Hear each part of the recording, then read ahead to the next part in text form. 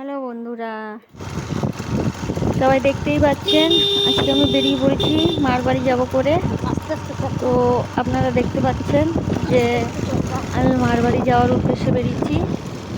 আর এটা হচ্ছে আমাদের আন্দামান, লিটল আন্দামান।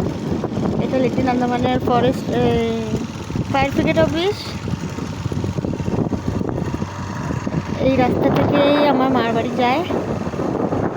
তো আমি মার বাড়ি যাচ্ছি, অনেকদিন যাওয়া হয় না মার বাড়ি। এটা আমাদের আন্দামানের স্কুল। অনেকদিন যাই না মার বাড়ি, তাই ভাবলাম একটু ঘুরে আসি।